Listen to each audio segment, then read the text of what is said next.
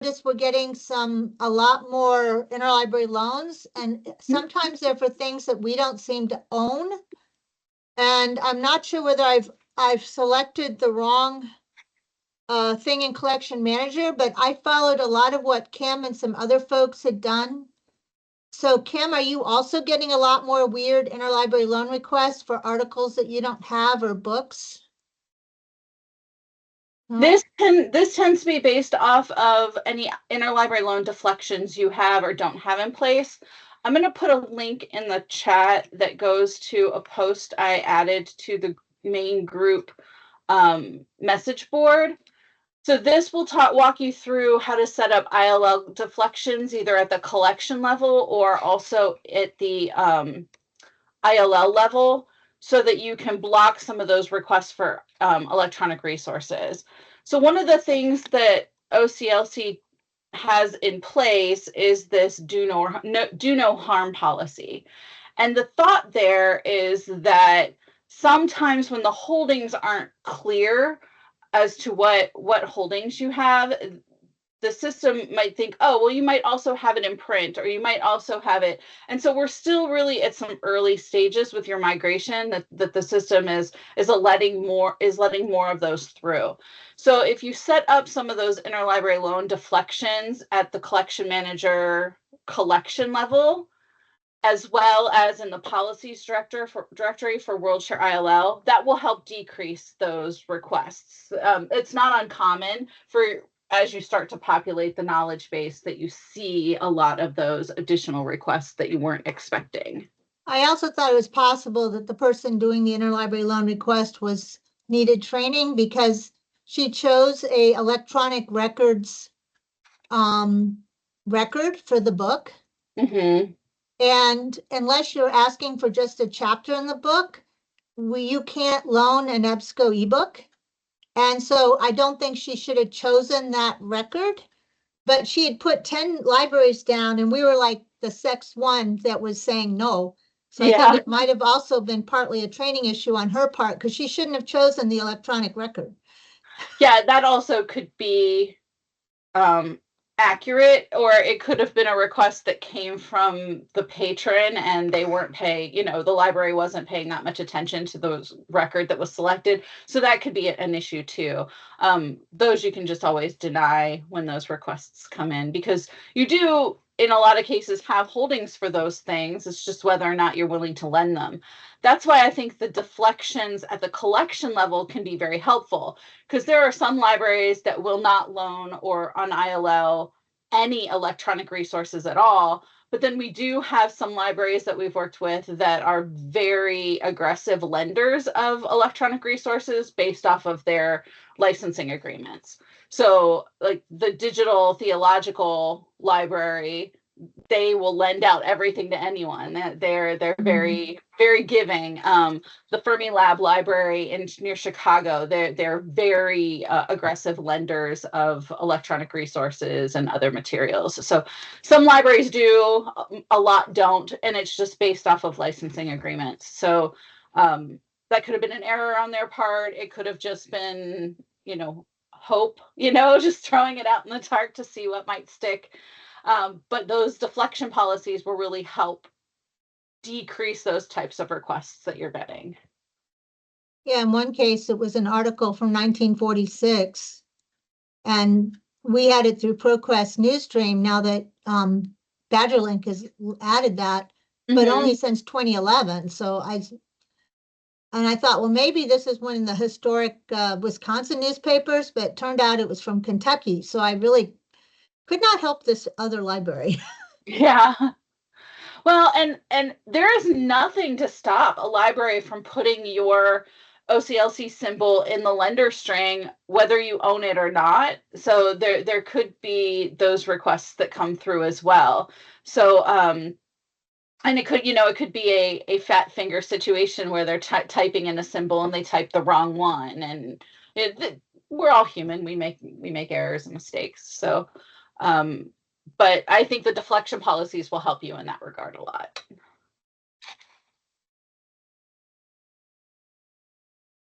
And that's true for everybody. So if you haven't had a chance to take a look at that post I posted the link in from Basecamp to that post, or screenshots, and it will walk you through the process of setting up deflections for your collections as well as in the policies directory. Okay, great. Before we dive into any additional questions, I just want to remind folks, we have our Discovery 101 sessions coming up. So if you haven't yet scheduled that, and I think pretty much everybody has, I'll put the link for booking for those in the chat as well.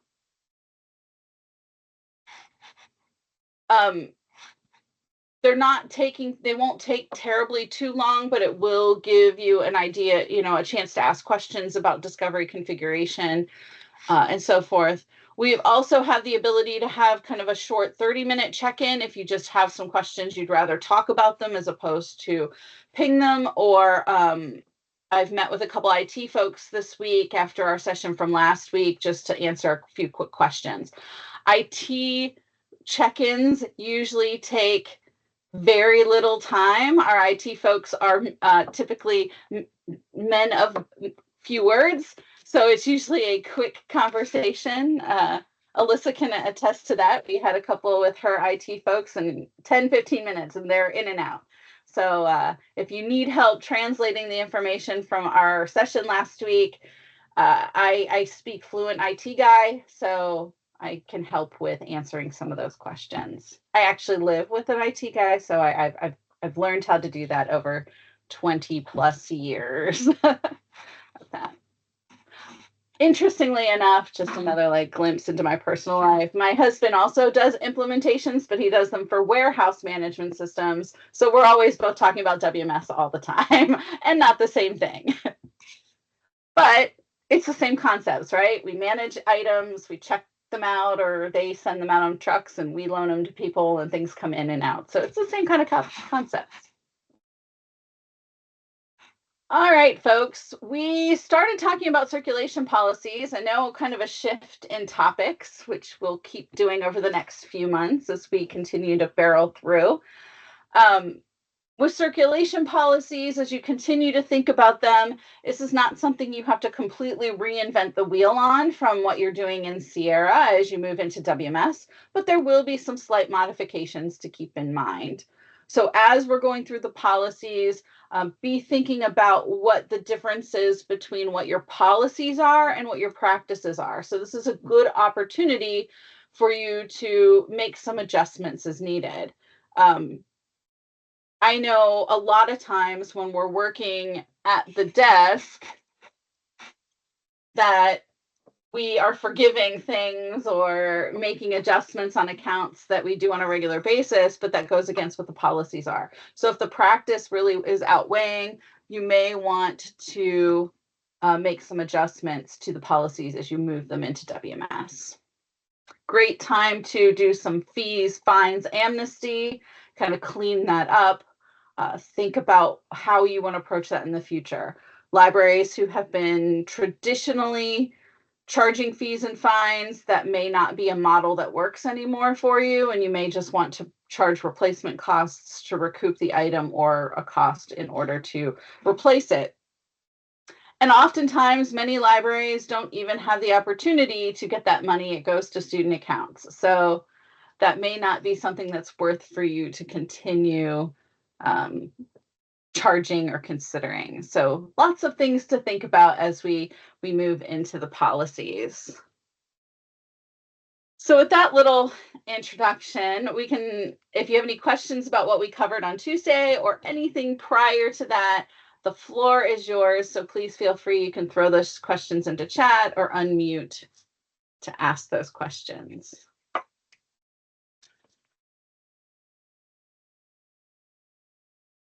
Okay, I have a question, and it's a dumb one, so I apologize in advance. Can we just pretend like we haven't already talked about due dates a million times before? And are you able to just run through a quick, what we have to have done when for the next month or so? Sure. So you mean due dates for the implementation project, not due dates for circulation policies, right? Yes. Okay, sure. I mean, or So, both. yeah. All right, let's chat about what this looks like. And Alyssa, I'm going to pick on your project since you're the one who asked the question.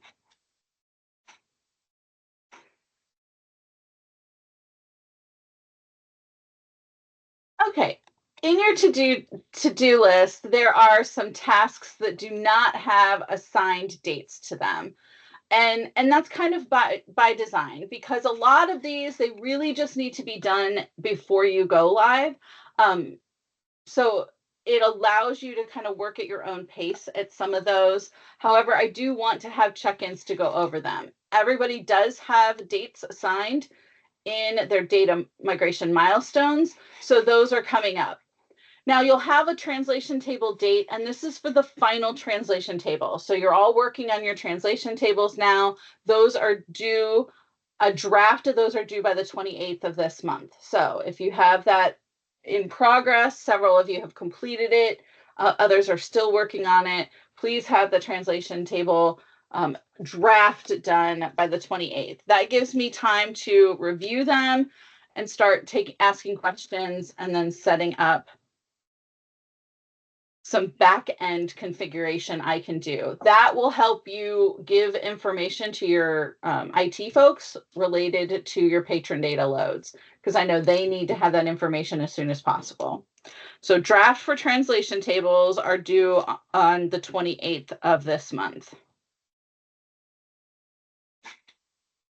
Then the rest of your data milestone dates will follow as indicated in your Basecamp project. So you'll have your scope statement ahead of time. We'll make sure we have the final translation table all done. It'll probably be done way before that, because your drafts are typically going to be your final ones, but it's good to review. And then the rest of these dates will then follow as scheduled. And for some of these items, everyone's due dates are different, correct? That's correct. For the data migration milestones, everybody's date is different. Okay. They shift by a couple days going down the line. So I think the first set is March 18th, and then they're adjusted by a couple days. This is just to help capacity with my data migration team. It's a small but very mighty, very brilliant team. And I can't overload them, because they're not just doing your projects, they're doing, we have, you're one of 3 cohorts that we have currently going for WMS implementations, plus they do data work for the folks in Europe and Asia and Australia as well. So we don't want to overload them a little too much. So that's why you're not all going live exactly on the same date or have the exact same data migration dates. So then the onboarding dates and things like that, this is stuff that you're currently working through. So as we go through this and you set up the knowledge base, you can check this off. So if you select your collections in the knowledge base through Collection Manager, you'll be able to check this off, because it's going to be a little different for each of you and how you prioritize your workload. So I don't put a date in for that. You're currently working on your discovery setup. So all of this for the search and the meta search content and the registry and the IP addresses, that's what you're currently working on with that worksheet and the meetings we're starting to have. I had one yesterday, we have some next week and in the coming weeks. As you complete that configuration in service config, you'll be able to just come in here and mark these off. For your third-party authentication, that was the meeting we had last week. I'm asking that information be given to me by your IT folks by March 4th. So March 4th, and that is reflected in the post that I added here in the group that talks about authentication and patron data. So some information. So patron types and authentication information for the third-party authentication is due by just March 4th.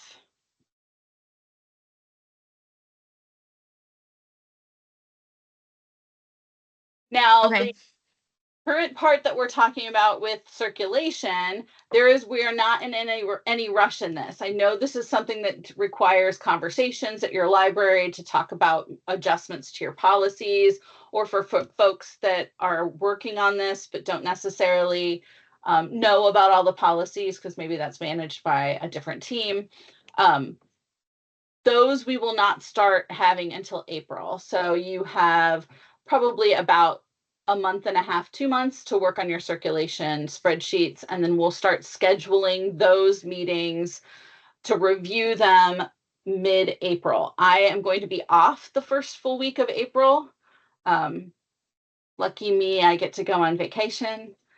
And when I come back, we will have those conversations. So, I know, isn't that great? Thanks, Jennifer. We're going to Mexico again for the 3rd year in a row. My husband works for DHL, so they take a big conference trip and they keep going to Mexico, and I'm just tagging along. So I can sit by the pool with a book. But we will then, in a few weeks, I will say, hey, it's time to start scheduling those meetings. Those will start scheduling in mid-April to begin those conversations and talking about the full configuration for CIRC.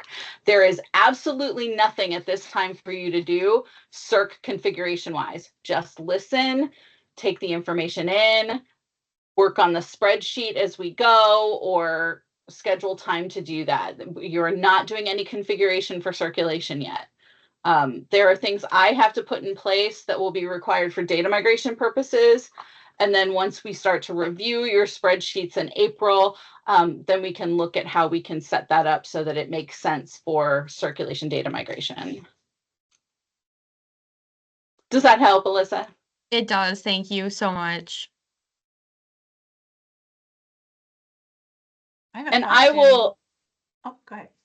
I will put all of that on the Basecamp message, the group message board, just so it's written out and everyone can plan. I think the book me for Outlook only goes out 90 days, so we can't book those too far in advance yet. So we'll give it another couple weeks, and then folks can start scheduling those April meetings. I had a question related to our discussion Beth and I had about notifications. Yes. So right now in Sierra, I have different notifications, so different overdue notices for the Green Bay Library, Marinette Library, Sturgeon Bay Library, and for the Collaboration Center. And I wanted to have at least some different notifications going forward. And Beth said I could do that by creating different sets of loan policies for different groups of locations. So on that spreadsheet, Beth, do you want me to make some extra notification policy tabs that show the different notifications I'm trying to create for different loan policy groups? I think so. Yeah. Okay. You can add tabs to that if it helps you put it, because I do recognize that what I have on the notification tabs for the loan overdue notices, that's pretty limiting, because you do have multiple branches that you might want to configure specific notifications to go to specific loans. You may, as we had the Catherine asked on Tuesday about course reserves or notifications going to staff versus students, faculty versus students. You may charge fees and fines to students, but not to faculty. So you don't want to scare faculty with the, hey, return your stuff or we're coming after you kind of email. It may be helpful to add another tab that lists those maybe kind of up and down, as opposed to the way that I have it in the spreadsheet. I did the best I could with the spreadsheet to reflect that. So keep in mind, that's pretty limiting, but if you need to create another tab that lists that information, that could be very helpful. Thanks. Yeah. And we'll go over this next week when we talk more about the policies, but when we start thinking about hold policies and pick up locations, that will have an impact too on how all of that information is sent out to your patrons.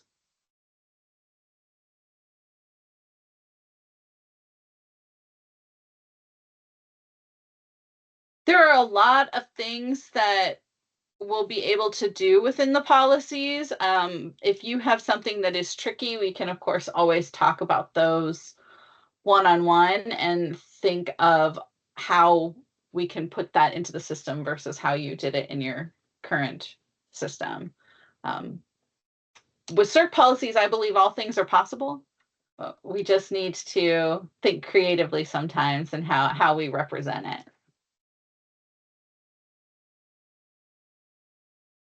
Okay, I think today I'm tech challenged, but I clicked on the meeting one and it doesn't give dates. When you click on that.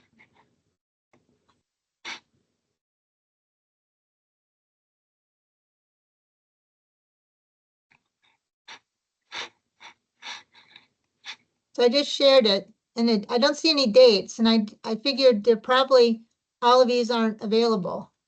So maybe it's because I'm doing this from home and so the technology isn't as good, but I'm just puzzled.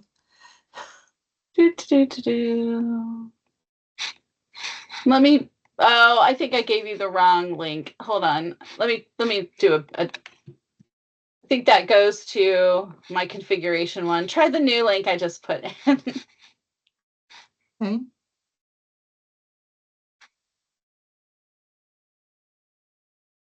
That should show you days in a calendar. Sorry, I put the configuration link in that goes to my configuration page.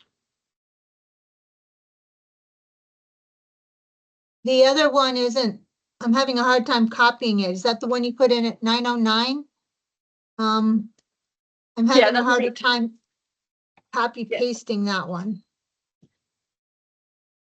Yeah, the one I put in earlier, don't use that one. I just put another one in the chat that you should be able to click on and will take you to the actual booking page.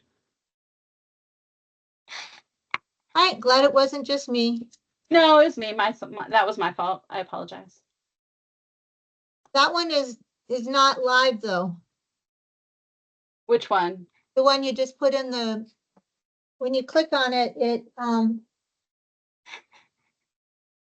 when you click on it, you can't copy it or paste it. It's almost like a text or an image. The Outlook.office, the one that was 9:09. Maybe the chat isn't refreshing, but. I just All put right, another so one now, in at okay, 9:25. all right.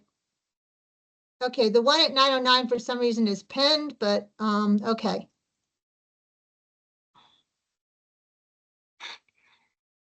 All right, I'll try that then. Great.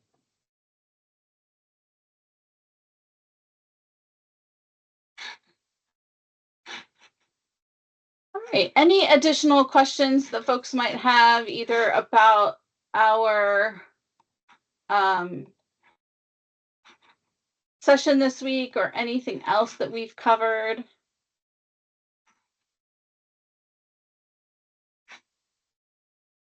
Hey Beth, Yeah. with the course reserves, when we add those, does it add the whole bib or just like an individual item record? It attaches the whole bib. So if we go in, I'll share my screen here in just 1 second.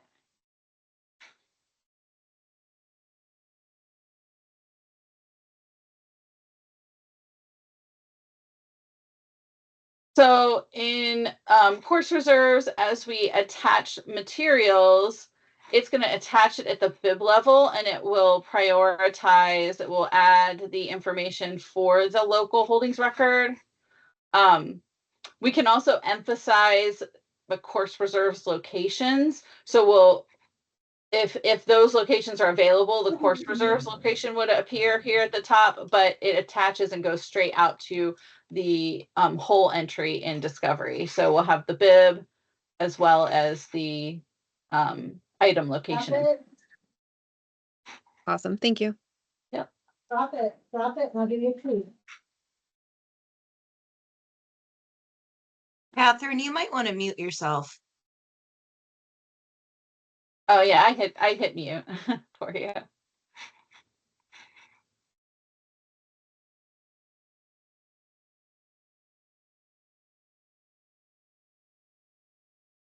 Good question. Since we're in discovery, one thing we'll talk about related to circulation, since that's kind of our topic du jour. When we think about circulation and discovery, there are two statuses that actually show up in discovery.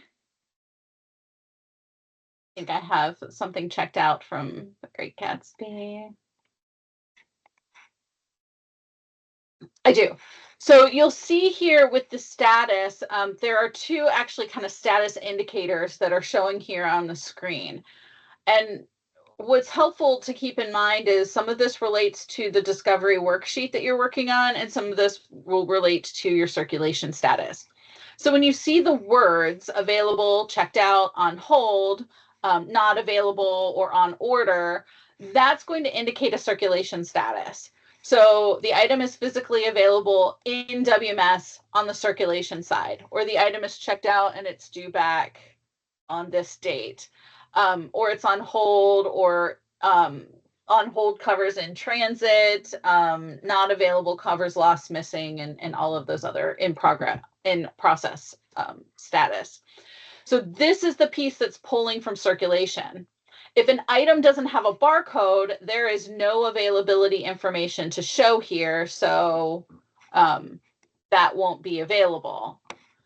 Then the check mark or the Ghostbusters symbol will indicate a discovery status, and we can assign that on the OPAC status grid for a location. So if you have items that are marked as not available, if you do an unavailable status in the circulation collection type policies, we also want to make sure that that's reflected in the grid, so it doesn't say not available but has a green check mark, because that can be kind of confusing. So those are things too to keep in mind as you're working through those different locations. So if you have a tech services location that is not available because those items aren't available for circulation for whatever reason, we want to make sure that in the OPAC statuses grid, we indicate that those items will also have the appropriate little symbol, green check mark or Ghostbusters symbol. I know it's technically the international symbol for no, but I like Ghostbusters better.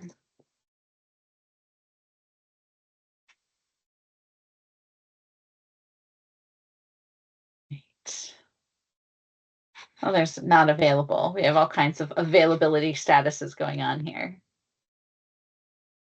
But that's where that information is pulling from.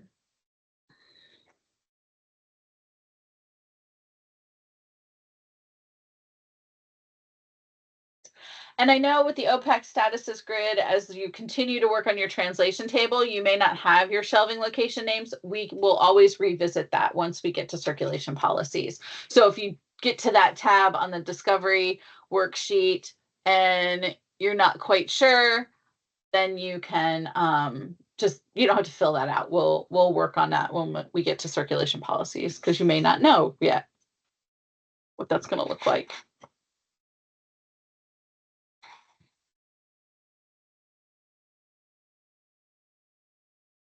Another thing too, related to circulation policy, since we're in discovery, place hold buttons, and this will show up also on your OPAC statuses grid, but we can also talk about this more with circulation, is we can indicate where a place hold button will appear. So if I have a special collection that I don't want a place hold to appear, we can indicate that based off of the shelving location name.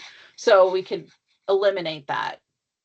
I can also make it so that a place hold button only appears if there are no items available. Mine are turned on to show up all the time everywhere, just so that folks can see what a place hold button is going to look like. But we can identify that based off of shelving location and status.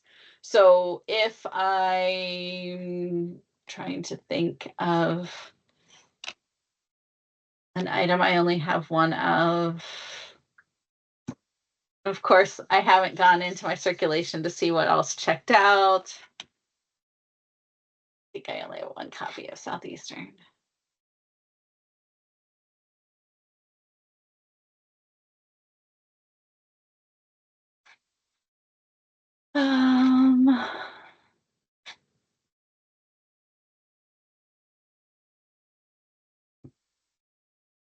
No, I don't have any of them checked out, so never mind. But we'll continue to look at that. But if I only had one copy and it wasn't available, I could indicate that I want a shelving location to show up. Beth, I have a question about holds. Yeah. So right now, when anyone places a hold in our catalog, all of my staff can get an email letting them know that there's something to go pick. Is that how it works in WMS? Will they get an email, or do they need to make it part of their routine to go look at a pick list? Great question. And we'll go over this a little more in depth with workflows, but just to kind of give you a little bit of a preview, in WMS, we don't have notifications or alerts set up for reports. These are the only live reports that live on the WorldShare platform, and that will be related to holds. Everything else is updated overnight based off of the data from the day before. But your pull lists, your clear hold shelves, and your holds to review update in real time. So that is something that will have to be part of their regular workflow to go in and check. So if I were to add a hold to which branch am I in? Okay. If I were to go to add a hold, I would have to come in and refresh this and update in real time. So we see here, I have a book that's ready to pick up or ready to pull. So I would be able to pull that. Now, if I go in and I add, let's add a new hold for someone. And don't worry about remembering this. We will go over it at a slower pace.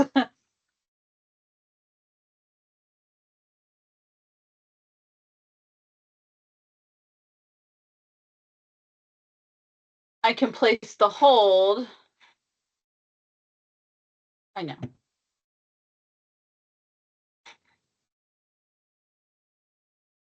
For this particular item. Oh, of course, I picked one that lives on at the wrong branch. But I would be able then to refresh that and see it in real time update. We'll stick with the Great Gatsby just because I know there are copies available.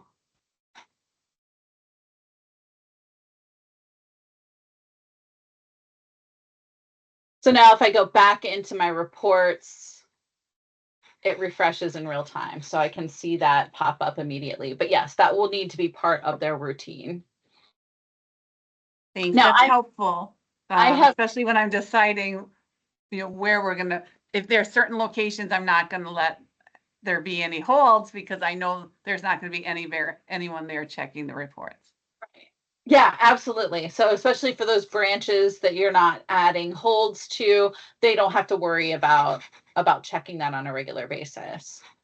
So that's great. I have kind of been poking our product team about adding at least like on your app, your mail app on your phone, you'll see that there are 5 here. I kind of hope that that's something that we go to, but for now, you just have to check it. Yep. And it all update in real time. So as I go to take a look at my my account in WMS,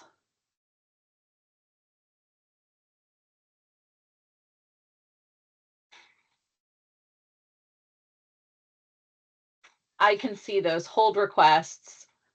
And if once this is fulfilled, I will be able to see this update in real time as well.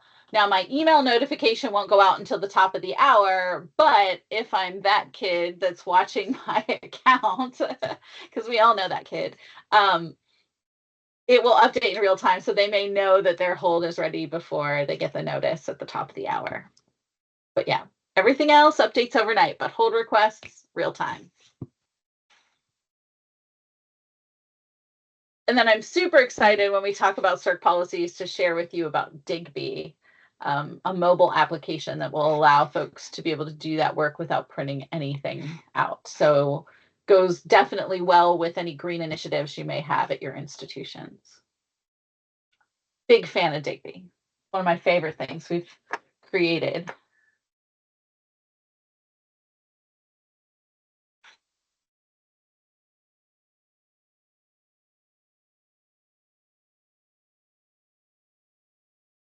All right, folks, any additional questions?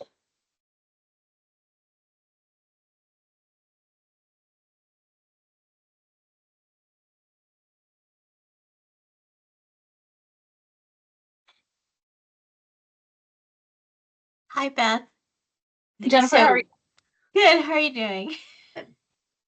I don't have a question about CERC or migration, but this is just, I thought, is it okay if I ask in this venue? Absolutely. Ask whatever you Okay. would like. Okay. So I'm trying to learn more about orders in the acquisitions module. Okay. You're way and ahead of Jennifer. We'll do acquisitions in April, but ask your question. yes, exactly. So that's why I know we're doing acquisitions later. But I was wondering if you had recommendations for how to handle cancellations in terms of order maintenance and also like holdings maintenance if we decide to cancel or if a title ceases. Like I'm for serials because I'm looking at the serials. Oh, sure. So it just depends on how you set things up in acquisitions. That's going to be the biggest question. So for serials ordering, you're able to set it up on a subscription basis so that you can yearly do a renewal and add it to a new order, do the renewal and have it then be reflected on your budget. Receiving individual issues doesn't happen at the order stage. It happens in a different module. So if you are no longer going to receive a serials title, you would not have to continue the renewal process. So it's not like it's an automatic thing. You would have to go in and trigger the renewal so that it hits the order. So if you're done with it, you no longer have to continue with the renewal process. Okay, so then you could just leave it, Yeah. or is that Let it go. I mean, if you're going to retain the old issues that you've already purchased, you're not purging those at that time, then there's nothing else really for you to do. You just wouldn't renew that subscription, and then the serials management would just kind of be abandoned because you're not renewing, or you can turn off the receiving to it if you'd like. If that's an option. Yeah, right. It doesn't hurt anything if it's left on. Okay.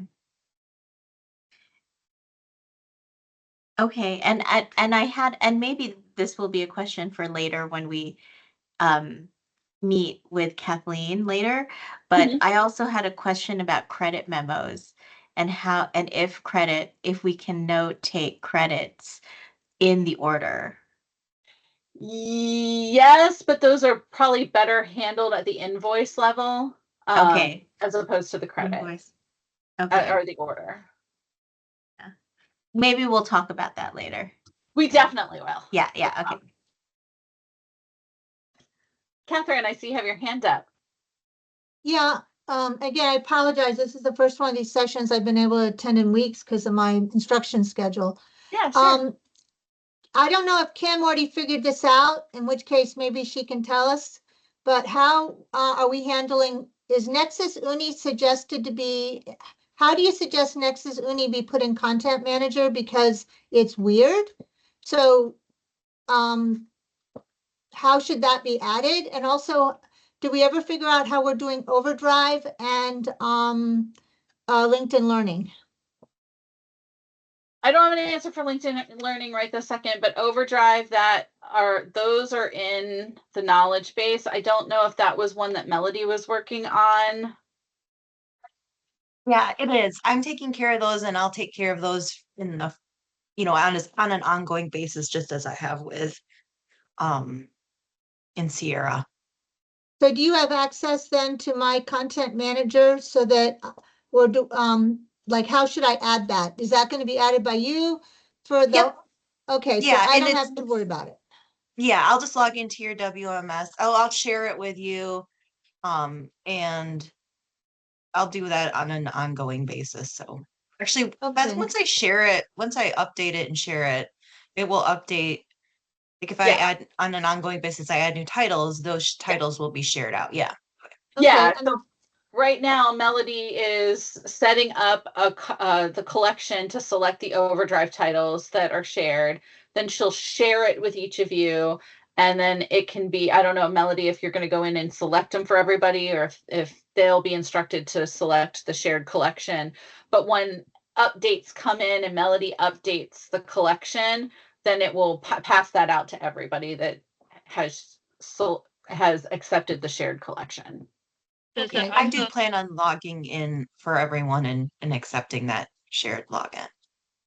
So Okay, and then how are people handling Nexus Uni? I don't have that one. Oh, okay. So should I just select it in Content Manager and it'll just show up as an A to Z list, or do you know if it'll show up as discovery? I'm not sure about that collection. I mean, it's a collection that's in the knowledge base that you've been able to select. I don't have them all memorized, so I don't know. I think I saw it in there, but it is one that it's a legal business one. It's got a lot of weird bits of data. I mean, So if you it's- subscribe to it, you subscribe in full to it, you can select it and it will represent the titles in discovery, and then it will also show up on the A to Z list. okay, Once it's that's what I need selected. to do today. Okay. Hey, Amy. Hey Beth, thank you. Just to verify with the overdrive, if we have titles that are not shared that we've purchased outside of our content funds, Melody, then those are our responsibility. yes, on an ongoing basis, but I actually already requested all of those title lists for your Advantage accounts. So I have those and I will set up I think I'll set up the initial ones for you. But then any ones that you purchase after, we go live, you'll be responsible for, because I do not get those on an ongoing basis when you purchase them. But I do plan on trying to get your Advantage account purchased ones in there. Great, thank you very much. Appreciate that. Yep. And just to And then, follow, oh, I'm sorry, go ahead. I was just going to respond to Rachel's question in the chat. She asked about the leading titles that expire. I don't currently get a list from Overdrive, but I can ask for that on an ongoing basis and take care of that for everyone then. Great. So as Melody is updating that collection, what she's doing is she's going in and selecting the titles that you have. So the Overdrive collection, of course, is quite massive, but your subset is going to be smaller. When you go into a collection where it's just you've selected a handful of titles. Here, for example, if I look at this Allen Press one, there are 57 titles in this collection, but I've only selected 4. When I go into it, I'm initially only going to see the 4 that I have selected. So when you go into the Overdrive collection that Melody's setting up, you'll just see the titles that are selected for the group plus your individual titles. If you add additional titles, so Amy, this is going to go to your question, you'll see here in this filter, you'll have to deselect this and filter to add all the titles so you can see not just the titles you have selected, but also the additional titles. And then you can do a search within the collection for any additional titles you need to add. So don't worry, they're all there. They're just kind of suppressed so that as you're doing daily maintenance or regular maintenance, it's just showing exactly what you've got selected. And then you can turn this off, filter, and then search for additional titles to add. And then a year from now, you'll all forget I said that. No, I'm just kidding. But just keep in mind those filter options are available for you.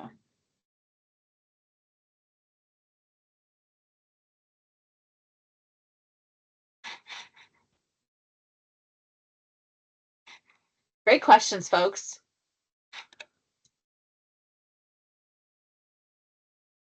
All right.